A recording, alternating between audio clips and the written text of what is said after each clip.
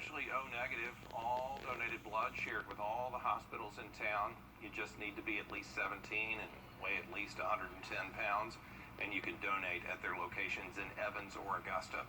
Today marks International Overdose Awareness Day all around the world. Every year, August 31st, set aside for people to wear purple to raise awareness of the drug overdose problem.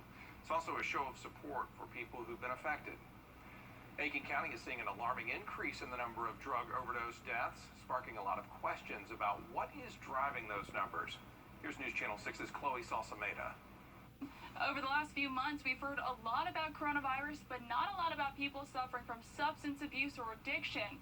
Here at Aiken Center, they provide treatment and support for people who are suffering.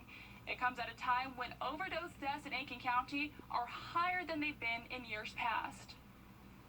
In Aiken County, law enforcement and health officials are seeing the number of overdose deaths skyrocket. We're looking at 50 overdose cases, with 7 cases still pending from July and August, and we haven't made it to the end of the year yet. This means more people could die from drug-related causes this year than in 2018 and 2019 combined. So why now? Why are we seeing these numbers rise, particularly in the CSRA?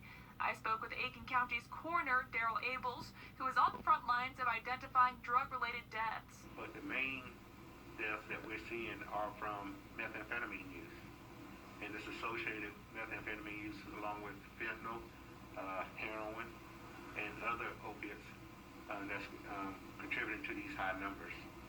But this may not be the only cause.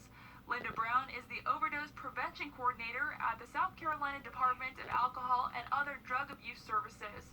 She tells me the pandemic may also be playing a part. It is due in part to the anxiety and more specifically the isolation and anxiety and fear that has been caused because of the pandemic. Aiken Center is one of the groups that continues to provide treatment and support to people suffering from substance abuse. They tell me their doors are always open to anyone who needs help, and the pandemic has not stopped their services to those who need it most. Call. You don't have to be a patient here. Ask for a recovery coach at the Aiken Center. They can meet you in a park. It's anonymous. It's confidential. Aiken Center says the road to recovery begins with just starting a conversation. Their staff can meet with anyone who's seeking help, and they don't turn anyone away if they can't afford the services. In Aiken, Chloe Salameda, Wjbf, News Channel 6. Dozens of companies are working on a coronavirus